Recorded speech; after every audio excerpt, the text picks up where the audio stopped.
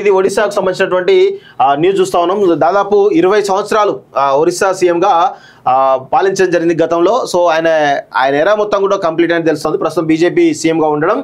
తర్వాత నిజమైన సేవకుడు అహంకారంతో ఉండడు, నేనే చేశానని ఒప్పుకోడు, ప్రజా జీవితంలో మర్యాద పాటిస్తాడు, రాజకీయాల విరోధి పక్షాలు ఉండవు, మణిపూర్ సమస్యను గుర్తించండి, ఆర్ఎస్ఎస్ అధినేత మోహన్ భగవత్ వ్యాఖ్యలు అంటూ ఒకరిని చూస్తా ఉన్నాం.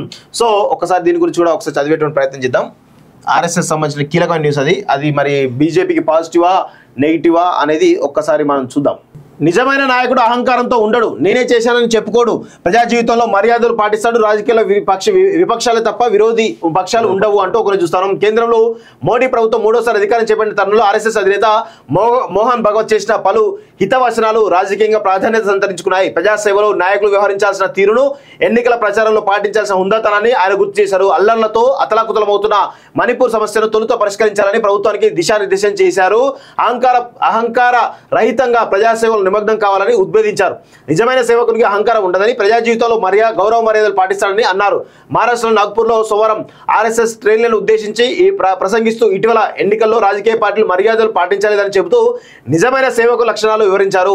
ఎన్నికలంటే పోటీయే తప్ప యుద్ధం కాదన్న విషయాన్ని గుర్తుంచుకోవాలని కోరారు. రాజకీయాల్లో ప్రతిపక్షమే తప్ప విరోధి పక్షం ఉండదని, అందుకు అనుగుణంగానే పార్టీల వ్యవహార శైలి ఉండాలని చెప్పారు. ప్రజాస్వామ్య ప్రక్రియలో ఎన్నికలు అత్యవసరం, రాజకీయ పార్టీల మధ్య పోటీ కూడా ఉంటుంది. పోటీ అంటే ఒకరు ముందుకు వెళ్ళడం, మరొకరు వెనక్కి లాగడం, ఇదే చేయొద్దు. ప్రజలు ఎందుకు ఎన్నుకుంటారు? పార్లమెంట్లో కూర్చొని ఏకాభిప్రాయం సాధించి దేశాన్ని నడిపిస్తారని. ఏకాభిప్రాయ సాధనే మన సంప్రదాయం. పార్లమెంట్కు వచ్చిన 2 పక్షాల మధ్య ఏకాభిప్రాయం సాధించడం కొంత కష్టమే, అందుకే మెజారిటీని పరిగణలోకి తీసుకుంటారు. పార్టీల మధ్య పోటీ ఉంటుంది తప్ప పరస్పర యుద్ధం కాదని అన్నారు. అందువల్ల ఇరు పక్షాల అభిప్రాయాలు తెలుసుకున్న తర్వాత చర్చలు జరిపి అంగీకారానికి రావాల్సి ఉంటుందని చెప్పారు. ఇటీవల ఎన్నికల ప్రచారంలో అదుపు తప్పి విమర్శలు చేసుకున్న వైనాన్ని మోహన్ భగవత్ ప్రస్తావించారు. దీంట్లోకి ఆర్ఎస్ఎస్ కూడా లాగారని విచారం వ్యక్తం చేశారు. ఒకరిని మరొకరు విమర్శించుకున్న తీరు, ప్రచారంలో వ్యవహరించిన విధానం సమాజంలో విభేదాలను పెంచుతాయి, సమాజాన్ని 2 వర్గాలుగా చీలుతాయి, పరస్పరం అవిశ్వాసాన్ని కలిగిస్తాయి. ఈ విషయాన్ని ఎవరు పట్టించుకోలేదు. దీంట్లోకి సంఘ్ను కూడా లాగారు. సాంకేతికను దుర్వినియోగం చేసిన తప్పుడు సమాచారాన్ని ప్రచారం చేశారు. మొత్తం అబద్ధాలే చెప్పారు.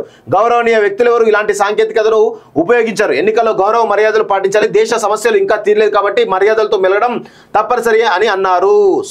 మొత్తానికైతే ఆర్ఎస్ఎస్ చీఫ్ మోహన్ భగవత్ ఖచ్చితంగా కాంగ్రెస్ను మరియు ఇండియా కూటమి టార్గెట్ చేసినట్టే చాలా స్పష్టంగా కనబడతా ఉంది.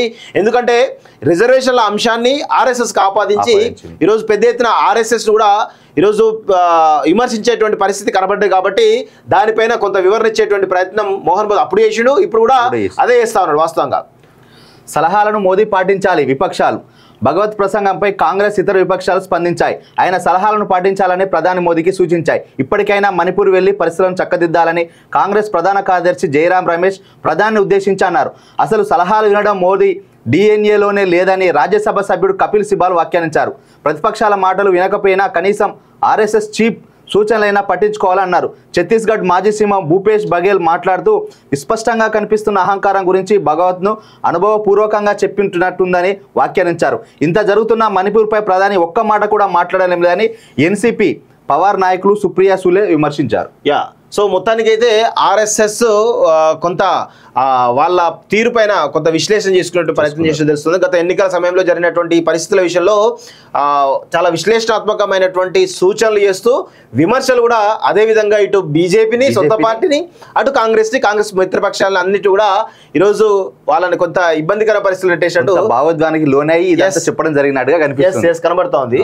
సో వాస్తవంగా ఆర్ఎస్ఎస్ సంస్థ అనేది అందరూ ఏదో అనుకున్నట్టు పవర్ఫుల్ ఉంటుంది. వాస్తవం చాలా అంటే ఎవరు ఒక స్వచ్ఛంద సంస్థ సిద్ధాంతాన్ని కట్టుబడి ఉంటుంది తప్ప అంత కట్టుబడి ఉంది కాబట్టి ఇప్పటికి కూడా ఆర్ఎస్ఎస్ సంస్థను ఎవరు కూడా ఏం చేయలేకపోతున్నారు. లెఫ్టిస్ట్ ఉన్న భావజాల సంస్థలు వాళ్ళ భావజాలాన్ని అటో ఇటో కొంత గజిబిజి ఉండడం, షిఫ్ట్ అవుతా ఉన్న క్రమంలో వాటిని ఎవరు పట్టించుకోలేదు. కానీ ఆర్ఎస్ఎస్ని అప్పటి నుంచి ఇప్పటి వరకు కూడా వాళ్ళ యొక్క సంస్థ గ్రౌండ్ లెవెల్లో, రూట్ లెవెల్లో, అసలు బీజేపీ కార్యకర్తలు ఉంటారో తెలియదు కానీ ఆర్ఎస్ఎస్ మాత్రం ఖచ్చితంగా గ్రౌండ్ లెవెల్లో కార్యకర్తలు ఉంటారు, స్వచ్ఛందమైన కార్యకర్తలు. మళ్ళా వాళ్ళు గ్రామంలో ఉండేటువంటి ఒక రైతు ఆర్ఎస్ఎస్ చీఫ్ తోటి నేషనల్ లెవెల్లో కూడా మాట్లాడగలిగి ఆయన ఇన్ఫ్లుయెన్స్ చేయగలిగేటువంటి స్థాయి ఉన్న వ్యక్తి. మనం అనుకుంటాం ఆయన రైతే గారు అనుకుంటాం, కానీ ఆయన ఢిల్లీ లెవెల్లో కూడా ఫోన్లలో మేనేజ్ చేసేంత క్యాపబిలిటీ ఉన్నటువంటి వ్యక్తులు ఇప్పటికి కూడా గ్రామాల్లో చాలా మంది ఉన్నారు వాస్తవంగా.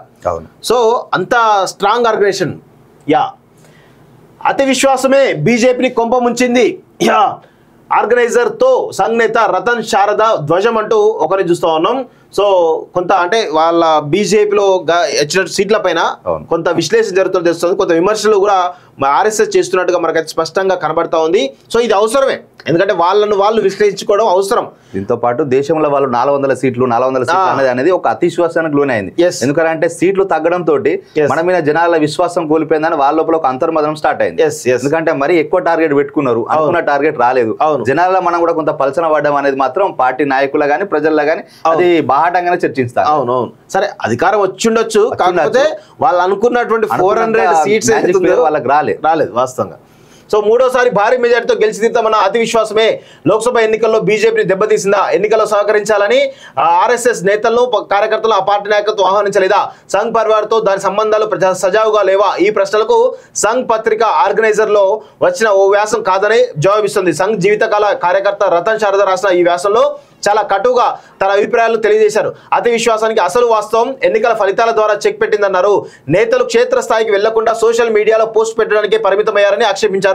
ఊహాలోకంలో విహరిస్తూ క్షేత్రస్థాయి వాణిని వినిపించుకోలేరు. తామే అసలైన రాజకీయ నేతలమని సంఘ్ సోదరులు పల్లెటూరు బైతులన్న అహంకారం బీజేపీ నేతలు తలకెక్కింది అని విమర్శించారు. గత ఎన్నికల్లో 303 ఎంపీ స్థానాలు సొంతంగా సాధించిన బీజేపీ ఈ దఫా 240 స్థానాలకి పరిమితమై సాధారణ మెజారిటీకి 32 స్థానాలు దూరంలో నిలిచింది. దీంతో ఈసారి 400 సీట్లు దాటాలని ప్రధాని మోడీ పెట్టిన లక్ష్యం బీజేపీకి అన్న విషయం ఆ పార్టీ నేతలు గ్రహించలేదంటూ రతన్ మండిపడ్డారు. మోడీ ప్రజాకర్షక శక్తి చూసి ఆనందించారు. క్షేత్రస్థాయి సంస్థలు గాలికి వదిలారు. అంకిత భావం కలిగిన వృద్ధ కార్యకర్తలను ప్రస్తుత సోషల్ మీడియా సెల్ఫీ కార్యకర్తలు అలక్ష్యం చేశారు. బీజేపీ ఎంపీలు మంత్రులు జనాలకు అందుబాటులో లేరు అని విమర్శించారు. బీజేపీ నేత సంఘ్ అవసరం లేదా అని ప్రశ్నించారు. మోడీ మ్యాజిక్ కూడా పరిమితులు ఉన్నాయని స్పష్టం చేశారు. లోక్సభలోని మొత్తం 543 స్థానాల్లో ప్రధాని మోడీయే పోరాడుతున్నారన్న ఆలోచనే ఆయన గట్టిగా ఆక్షేపించారు. స్వీయ ఓటమికి కారణమైన ఈ ఆలోచనతో అభ్యర్థులు మార్చారని, స్థానిక నేతలు పక్కబెట్టి బలవంతంగా అభ్యర్థులు రుద్దారని, ఫిరాయింపుదారులు ప్రాధాన్యం ఇచ్చారని, బాగా పనిచేస్తున్న పార్లమెంటరీ కాదని, చివరి నిమిషంలో పార్టీలే చేరిన వారికి టికెట్లు ఇచ్చారని, పరాజయానికి ఇవన్నీ కారణాలని రతన్ విశ్లేషించారు. బీజేపీ అభ్యర్థులు 20% మంది వలస వచ్చిన వారేనని అంచనా. హిమాచల్ ప్రదేశ్ అసెంబ్లీ ఎన్నికల్లో పార్టీ ఓటమికి 30% మంది రెబల్స్ కారణమన్న షాకింగ్ అనుభవం చూశాక కూడా లోక్సభ ఎన్నికల్లో అదే పనిచేశారు. స్థానిక సమస్యలు, అభ్యర్థుల ట్రాక్ రికార్డు ఎన్నికల్లో విజయానికి గీటురాళ్ళు, స్థానిక బీజేపీ కార్యకర్తల నిరాసక్తితో కూడా ఓటమికి కారణం అని చెప్పేసి రతన్ శారద ఏదైతే ఆర్ఎస్ఎస్ పత్రిక ఆర్గనైజర్ లో చాలా అద్భుతమైనటువంటి ఆర్టికల్, అంటే బీజేపీకి మేలుకొల్పేటువంటి ఆర్టికల్ అని చెప్పేసి మనం చెప్పొచ్చు వాస్తవంగా. సో ఇదంతా కూడా బీజేపీకి ఈరోజు పెద్ద ఎత్తున వాళ్ళు విశ్లేషించుకోవడానికి ఒక మంచి అవకాశంగా తీసుకోవాల్సిన అవసరం అయితే కనబడతా ఉంది. చూద్దాం మరి బీజేపీ నిజంగా వాళ్ళు విశ్లేషించుకొని సమస్యలపైన పోరాడతారా, సమస్యలపైన ఫోకస్ చేస్తారా లేదా అనేది చూడాల్సిన అవసరం అయితే కనబడతా ఉంది.